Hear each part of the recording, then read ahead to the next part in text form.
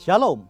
Kesempatan kali ini kita akan membahas hidup sebagai insan Pentakosta. Siapakah yang dimaksud dengan insan Pentakosta? Tentunya bukan hanya mereka yang merupakan anggota jemaat gereja Pentakosta, tetapi semua orang percaya yang hidup dipimpin dan dituntun oleh Roh Kudus, yang meyakini bahwa suara Tuhan masih diperdengarkan, yang meyakini bahwa kita masih mendengar suaranya, dan yang dengan iman dan kuasa dari Roh Kudus berkata-kata atas nama Tuhan. Dalam Injil Yohanes, Tuhan Yesus sangat menekankan kehidupan orang percaya yang dipimpin dan dituntun oleh Roh Kudus. Betapa Roh Kudus menempati peran yang sentral dan penting dalam kehidupan orang percaya.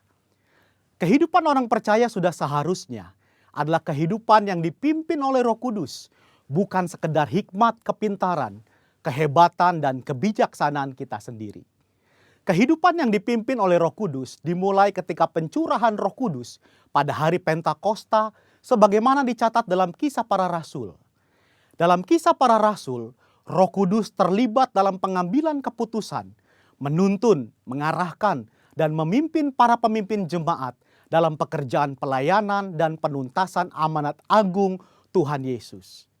Kisah Para Rasul belum berhenti dan terus berlanjut sampai dengan era kita sekarang ini.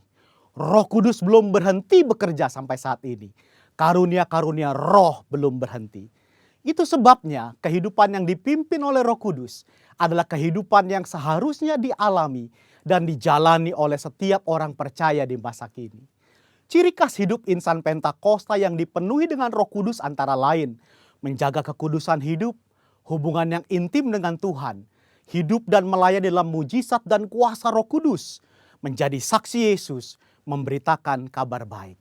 Mendengar suara Tuhan bukanlah tentang kemampuan manusia mendengar suaranya, tetapi tentang kehendak Tuhan yang ingin memperdengarkan suaranya kepada orang-orang percaya, sekalipun kita sedang dalam keadaan berdosa. Namun demikian adalah merupakan tanggung jawab kita untuk melatih kepekaan dalam mendengar suaranya. Dalam praktek hidup sehari-hari insan Pentakosta, memperkatakan firman Tuhan merupakan sesuatu yang lumrah, sebagaimana diajarkan dalam firman Tuhan Yosua 1 ayat 8. Misalnya dalam keadaan sakit, mereka memperkatakan dengan penuh iman 1 Petrus 2 ayat 24, oleh bilur-bilurnya kamu telah sembuh. Ketika banyak kebutuhan hidup yang harus dipenuhi, mereka memperkatakan Filipi 4 ayat 13, segala perkara dapat kutanggung di dalam Dia yang memberi kekuatan kepadaku.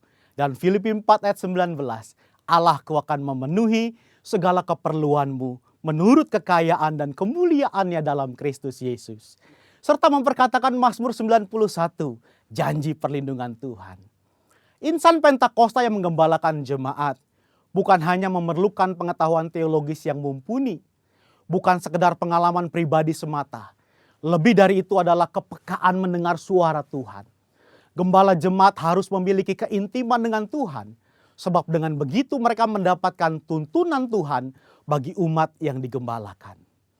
Pesan khusus yang diterima dari Tuhan sebagai tuntunan bagi jemaat tentu harus diperkatakan dan disampaikan berulang-ulang sampai jemaat dengan urapan Roh Kudus dapat menangkap, memahami, serta melakukan apa yang menjadi tuntunan Tuhan tersebut.